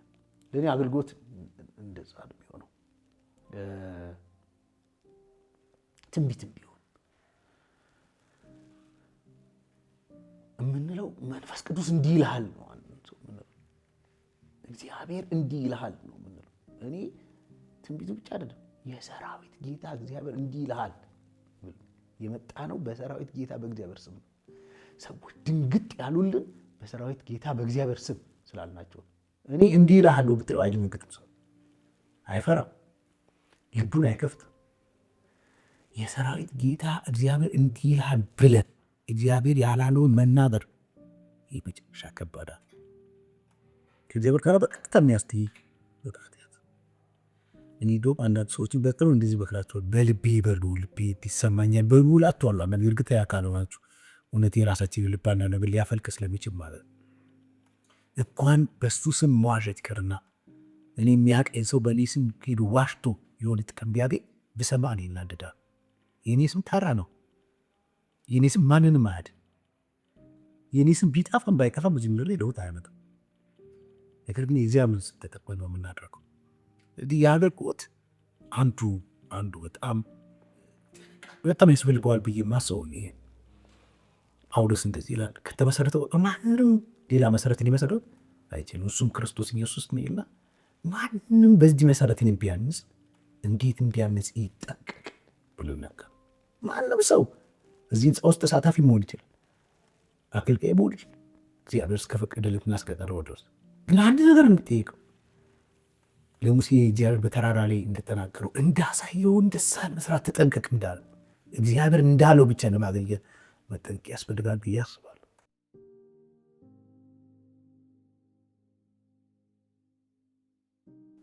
አሁን ይሄ ጥያቄ በጣም ቀላል ነው የሚመስለው። እምለውም ነገር ስለማላጣለት ትንሽ ቀላል። ግን ደግሞ ይሄን ነገር ዲፋይን ማድረግ እና እንዳልኩ ቅድም እንደነገርኩ በቃላት የሚያስቀምጠው በጣም ያስደንቀኛል። እግዚአብሔር አንደበት ሰጥቶኝ ቃላት አስተካክቶልኝ መንፈስ ቅዱስ ማለት ለኔ ይሄ ነው ማለት ብችል በጣም በጣም ደስ ይለኛል በጣም። ነገር ግን ከኔ አቅም ቃልም በላይ ነው መንፈስ ቅዱስ። ኢየሱስን ያበራልኝ መንፈስ ቅዱስ። አሁን ማገኛቸው እና መሄድባቸው በጣም መልካም ጎዳናዎች ካሉ እነዚህ ሁሉ የሆኑት በመንፈስ ቅዱስ አማካኝነት። የኢዮብ መጽሐፍ ምዕራፍ 33 ላይ እንደሚለው የእግዚአብሔር መንፈስ ፈጠረኝ ይላል። መንፈስ ቅዱስ ፈጣሪዬ ነው፣ አስገኘኝ ነው። በሱ ነው የምንቀሳቀሰው፣ የምኖረው፣ የምወጣው፣ የምገባው፣ የማገለግለው። ኢየሱስን ዕለት ዕለት የሚገልጥልኝ የሚያበራ በአገልግሎቴ ትንሽ ሰው ሰምቶኝ ከሆነ እኔ በማገለግለው አገልግሎት አንዳንድ ሰዎች ከመጥፎ ነገር ተመልሰው ከሆነ እግዚአብሔርን ፈርተው ከሆነ አክብረው ከሆነ ሕይወትን አግኝተው ከሆነ ከዚህ ሁሉ ነገር ጀርባ ያለው መንፈስ ቅዱስ በጣም ቅዱስ ነው። መንፈስ ቅዱስ በጣም ቅዱስ ካልሆንኩት ከኔ ጋር ግን ይሰራል። በጣም ሩቅ ነው መንፈስ ቅዱስ፣ ጠሊቅ ነው፣ ሊመረመር አይችልም። በጣም ከምድር ሰነፍ ሰው ጋር ሁላ ሳይቀር ቆሞ ጀግና ያደርጋል፣ ያጎብዛል። እና መንፈስ ቅዱስ ሕይወቴ ነው። አንድ የቤተክርስቲያን አባት ዮሐንስ አፈወርቅ የሚባል ነገር አለ። አሁን ነገረ ድህነትን ሳስብ ሰው እንዴት እንደዳነ ሳስብ የመንፈስ ቅዱስ ድርሻ በነገረ ድህነት ውስጥ በጣም ከባድ ነው። እንደዚህ ብሎ ይናገራል። ዮሐንስ አፈወርቅ 4ኛው ክፍለ ዘመን አካባቢ የነበረ የቤተክርስቲያን አባት ሰው ብሎ ይናገራል። እግዚአብሔር ዓለማትን ከፈጠረበት ጥበቡ ይልቅ ሰውን ያዳነበት ጥበቡ ይበልጣል ብሎ ይናገራል። የዓለማትን መፈጠርና ዓለማት ውስጥ ያሉት ፍጥረት ተውና አንድ ሰው ብናቆም አንድ ሰው በራሱ በተፈጥሮ በማንነቱ በጣም አስገራሚ ነው። አንድ ሰውን እንደ ማሽን ብታየው በሰውነት ውስጥ ያሉት አካላት እንዴት ተቀናጅተው እንደሚሰሩ፣ እንዴት ሳይደክሙ ሳይሰለቹ ሳይሞሉ የሆነ ነገር ኦን ኦፍ ሳይደረጉ እንዴት እንደሚሰሩት የሰው ተፈጥሮ በራሱ በጣም ግሩም ነው ማለት። አሁንም ከማስተምረው ነገር አንድ ነገር ንገራል። ከተፈጥሮ ማለት ከሰው ተፈጥሮ መካከል የሰውን አይኑን ብትወስድ በጣም የሚገርም ነው አይደል? እና አንድ በጣም የተማረ ሊቅ ሳብ ስፔሻሊስት የሚባል እሳቸው እኮ ማለት በእውቀት የጠለቁ የተመራመሩ የሚያውቁ የሚባሉ ሰው የአይን ስፔሻሊስት ሊሆን ይችላል። ከአይንም ደግሞ የዚች የጥቁሯ ምናምን ሊሆን ይችላል። ጥቁሯንም ደግሞ እኮ ሰውየው አልፈጠሯትም፣ ብትበላሽ ሰርተው አይገጥሟትም። እንከን ከገጠማት ማስተካከል ሊችሉ ይሆናል።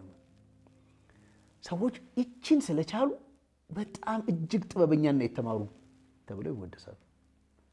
የፈጠረውስ እግዚአብሔር፣ የሰራውስ እግዚአብሔር፣ ጥበቡን አስበው። እግዚአብሔር ግን ሰውን ወይም ተፈጥሮን ለመስራት ኢንቨስት ካደረገው ጥበብ በላይ ሰውን ለማዳን የሄደበት ጥበብ እጅግ የላቀ፣ የራሱን ጽድቅ ሳይነጋ እሱ ጽድቁን እንደጠበቀ እጅግ ኃጢአተኛውን ሰው ጻድቅ ለማድረግ የሄደበት መንገድ በጣም ረቂቅ ነው። ይሄን ረቂቅ የሆነ ምስጢር በጣም ሲምፕልና ለሰው በሚገባ ቋንቋ ሊገልጥ የሚችለው ረቂቅ የሆነ ይሄን ሐሳብ ረቂቅ የሆነ ይሄን የእግዚአብሔርን ስራ ሰው ሊገባው በሚችል መልኩ ሊገልጽ የሚችል መንፈስ ቅዱስ፣ የሚያስተምር መንፈስ ቅዱስ፣ ኢየሱስ በመስቀል ያደረገውን ስራ የሚያብራራ እንዲገባን የሚያደርግ መንፈስ ቅዱስ። ለዚህ ነው ቅድም እንዳልኩ ጴጥሮስ አለው ይህን ጉዳይ መንፈስ ቅዱስ ነው የገለጠልህ፣ ስጋና ደም አልገለጠልህም። በሌላ አነጋገር እርሱ በግርማው ሲገለጥ ሰማያትን ያስጨስ የነበረ ተራራን ያንቀጠቀጥ የነበረ ጌታ በግርግም ውስጥ ተወልዶ ተገኘ ሲባል እንድታምን የሚረዳ መንፈስ ቅዱስ እና መንፈስ ቅዱስ ለእኔ ያልሆነው ምን አለ? እና እንዲሁ ካላበዛው አንድ ደግሞ የቤተክርስቲያን አባት የመንፈስ ቅዱስን ሮል በማመን ውስጥ በኢሉሚኔሽን ውስጥ ከእንደገና ደግሞ በሳንቲፊኬሽን ውስጥ ሲናገር የምንኖረውም የምናምነውም የምናደርገውም ነገር ያለ መንፈስ ቅዱስ ራይት ሊሆን አይችልም ብሎ ይናገራል። ማለት ያመንነው እምነት ራሱ ትክክለኛ የሚሆነው በመንፈስ ቅዱስ ከሆነ ነው። በራልኝ የምንለው ነገር እውነት ከሆነ በመንፈስ ቅዱስ ነው። የሳንቲፊኬሽን ፕሮሰስ በህይወታችን የሚካሄደው የመቀደስ ሂደት የሚካሄደው ጠቅላላ በመንፈስ ቅዱስ ነው። እነዚህ ሁሉ በመንፈስ ቅዱስ ካልሆኑ የማይቻሉ ናቸው። ራሴን ያለ መንፈስ ቅዱስ ካሰብኩት መንፈስ ቅዱስ የለኝም ማለት ነው። በሌላ አነጋገር እስቲል ነው መንፈስ ቅዱስ ከኔ ጋር አለ ብዬ ስለማስብ ያለ መንፈስ ቅዱስ አስቤው አላውቅም። ግን አሁን ለቅስፈት ባስብ መንፈስ ቅዱስ በህይወቴ ባይኖር ብዬ ባስብ የመጨረሻ በዚህ ምድር ያለ ተራ ሰው እኔ ነኝ።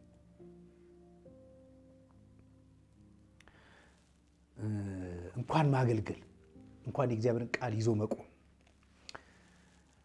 እንኳን ለሌሎች መጥቀም ለራሴ ከማይሆኑ ሰዎች መካከል የምሆነው እኔ ነኝ። ያለ መንፈስ ቅዱስ ትልልቅ የእግዚአብሔር ስራዎች አይደሉም፣ ትልልቅ አገልግሎቶች አይደሉም። ያለ መንፈስ ቅዱስ እርዳታ እኔ ቤተሰብ መስርቼ ልጆች ማሳደግ አልችልም። ለራሱ ያልሆነ ሰው ለሌላ ሰው መሆን አይችልም። መንፈስ ቅዱስ በእኔ ህይወት ባይኖር ለማንም የማይጠቅም ምናልባትም ለዚች ዓለም ለሚኖርበት አካባቢ ስጋት ከሚሆኑ ሰዎች መካከል አንዱ ሆናለሁ ብዬ አስባለሁ። እና መንፈስ ቅዱስ ያየኋትን የትኛዋንም ክብር የሰጠኝ ያደረገልኝ እሱ ነው።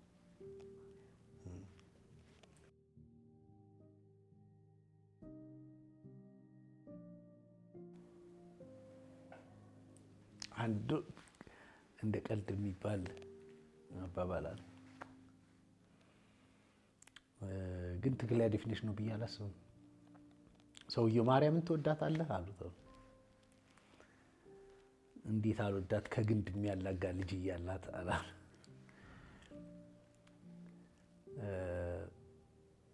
ይሄ ማለት ባልወዳት የሚመጣብኝ ኮንሲኩዌንስ አለ ማለት ነው። ኢየሱስን አለመውደድ አልችልም። የምከተለው በወደው ነው። ኢየሱስን እወደዋለሁ ከማለት በላይ ግን አሁንም በጣም በእርግጠኝነት የምናገረው ይወደኛል ብዬ ነው የምናገረው። አሁን ለክርስቶስ ፍቅር ካሳየው ካለችኝ እና ማሳያት ፍቅር በልቤ ውስጥ ከተገኘች እሷን ራሱን ጥፍጣፊ ፍቅር ያገኘዋት ከሱ መውደድ የተቀነጨበች ነች ብዬ አስባለሁ።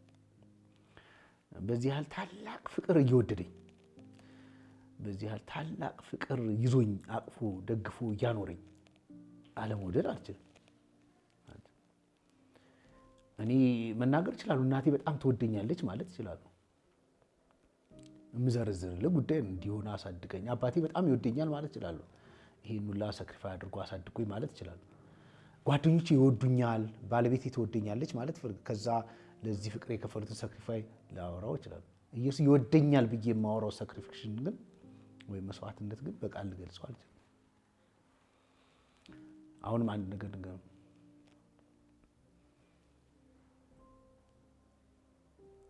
አንዳንድ ነገር ደጋግመን ስንሰማው በተደጋጋሚ ሲደጋገም እንዲሁ ዝም ብሎ ቅልል ይልብናል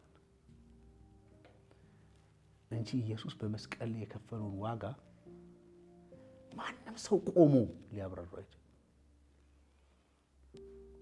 ለምሳሌ ኢሳይያስ መጽሐፍ እንደሚናገረው እርሱ ስለ በደላችን ደቀቀ ይላል። ደቀቀን በምንም ልታብራራው አይችልም። መድቀቅ እንዲህ ነው ብሎ ሰው መናገር አይችልም። አንድ ጊዜ ማስታወሰው ታሪክ አለ። አንዳንዴ ሳገለግል ይሄንን የምጠቀመዋለሁ። ዘ ፓሽን ኦፍ ክራይስት የሚለው ፊልም እንደወጣ ሚል ጊብሰን የሚባለው ነው የሱ ፊልም ዳይሬክተር የነበረው ማለት ነው። እና አንድ ጓደኛዬ ወንድሙ አሜሪካ ስለሚኖር 2005 ይመስለኛል በፈረንጅ አካባቢ ይልክለትና ዘ ፓሽን ኦፍ ክራይስትን ያሳየኛል ማለት ነው። አይ ቲንክ በቪኤችኤስ ይመስለኛል ወይም ደግሞ ሲዲ የተጀመረበት ጊዜም ሊሆን ይችላል። እና ያን ሰዓት ዘ ፓሽን ኦፍ ክራይስት ስለ ኢየሱስ ከተሰሩ ፊልሞች በጣም የሚለየው ሲወለድ፣ ሲያድግ፣ ሲያስተምር፣ ታምራት ሲሰራ አያሳይም። ልክ ከተያዘበት ሰዓት ጀምሮ ያለውን ስቃዩን ነው የሚያሳየው፣ አጎኒውን ነው በቃ በጣም በከፍተኛ ሁኔታ የሚያሳየው። እና እያየን መቋቋም አቃተን፣ በጣም ከበደን ማለት ነው። እና እያቋረጥ ምናምን አየ ነው። ከዛ ወንድሙ ከአሜሪካ በሳምንቱ ነው ወይ በ15 ቀኑ ደወለልን። እዚህ ሀገር እኮ አይሁዶች ሰላማዊ ሰልፍ ወጡ። ለምን ሲባል ሜል ጊብሰን ስለ ክርስቶስ ኢየሱስ ስቃይ አጋኗል፣ ከእንደገና ደግሞ የአይሁድን ስም ለማጠልሸት ያደረገው ነው ብለው ሰላማዊ ሰልፍ ወጡ። ይህን ዜና ነገረኝ እንግዲህ ያን ጊዜ በነበረው ማለት ነው። እና እኔ እያደረ ነው የገባኝ ሜል ጊብሰን የክርስቶስን ኢየሱስን ስቃይ 1% ምናልባት አልገለጠው። መከዳትን በፊልም ልታሳዩዋቸው፣ መድቀቅን ልታሳዩዋቸው፣ ያንን ሁሉ ህማማት በአንድ ሰዓት ተኩል ፊልም ውስጥ ልታሳዩዋቸው። ስለዚህ እኔ ለልጁ የመለስኩለት በፍጹም የክርስቶስን ስቃይ ሩቡን አላሳይም። እና በዚህ ያህል ታላቅ ፍቅር መጽሐፍ ቅዱስ እንደሚነግረን ከዚህ የሚበልጥ ፍቅር ለማንም የለውም ብሎ የፍቅሩን ጥግ ያሳየን ጌታን አለመውደድ አልችልም። እና ከገለጠልኝ በጣም ወደዋለሁ፣ በጣም ወደዋለሁ። እና አሁን የሚጨምረው በጣም ወደዋለሁ ብቻ። እንደዚህ አገኛለሁ ብዬ እኔ ባይዘው ኤክስፔክት የማደርገው ነገር የለኝም ከሆነ ምንም። ምክንያቱም ይሄ ምንም ነገር እዚህ ምድር ላይ ብመኝ ሰዎች ከዚህ በፊት አግኝተውታል፣ ሆነውታል። ትልቅ ህንፃ ብመኝ ከትልቅ ህንፃ ያላቸው ሰዎች አሉ። እንደው እንደ መጽሐፍ ቅዱስም ሐሳብ መጽሐፍ ቅዱስ በዋናነት ለሁሉም የሚሰጠው ተስፋ በክርስቶስ ኢየሱስ መምጣት የምናገኘውን ሙሉ የሆነ የዘላለም ህይወት ነው ማለት ነው። በትንሣኤ አካል ተገልጠን ከእግዚአብሔር ጋር ለዘላለም የምንኖርበት ህይወትን ነው ትልቅ ተስፋ አድርጎ የሚሰጠው። ለምሳሌ ማግባት ተስፋ አይደለም አልልም። አንዳንድ ሰዎች ተምረው የሆነ ቦታ መድረስ ተስፋ አይደለም አልልም። እነዚህ ተስፋዎች ግን ከዚህ ተስፋ ጋር ሲነጻጸሩ ተስፋ አይደሉም፣ በጣም ትንሽ ነገሮች ናቸው ማለት ነው። እንደውም አንዳንድ ጊዜ እኔ ምንም አያጓጓኝም ብዬ እናገራለሁ ቤተሰቦችም ጋር። አንዳንድ ሰው በጣም ተስፋ የቆረጥኩ ይመስላቸዋል። በማይድን በሽታ የታመምኩ እና ብዙም እድሜ ስለሌለ ምናምን ይመስላቸዋል። እኔ ቤተሰብ የራሱ አስጠይቆኝ ያውቃል። አንድ ጊዜ ምን ሆኖ ነው እንደዚህ ተስፋ የቆረጠው አይነት ነገር ብለውኝ ያውቃሉ። እኔ ግን ስካቶሎጂካሊ ወይም ደግሞ በሚመጣው ዘመን ውስጥ እግዚአብሔር የሚያደርግልና የምናገኘውን ነገር አስቤ እዚህ ምድር ላይ በጣም የምጓጓለን ነገር ሊኖር አይገባም ብዬ አስባለሁ። ምንም ነገር ማለት ነው። በቃላት የማይገለጽ ልንኖረው ያለ የህይወት አይነት አለ። አሁን ለሁላችንም ግልጽ አይደለም መጽሐፍ ቅዱስ እንደሚናገር ማለት ገና ምን እንደምንሆን አናውቅም ይላል። ግን ከባድ ነገር እንደምንሆን መጽሐፍ ቅዱስ ይናገራል።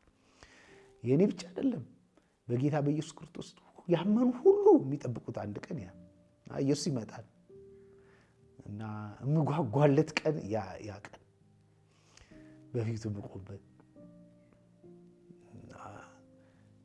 እንደው ረድቶኝ ደግሞ በጣም ጥሩ እግዚአብሔር ነገር በህይወቴ ተገልጦ እግዚአብሔርን አስከብሬ ከሆነ እኔ እንደዛ ብዙ አይደለም፣ ግን አክሊል የምቀበል ብሆን በጣም እንደዛ አይነት ቀኖች ያጓጉኛል ማለት ነው።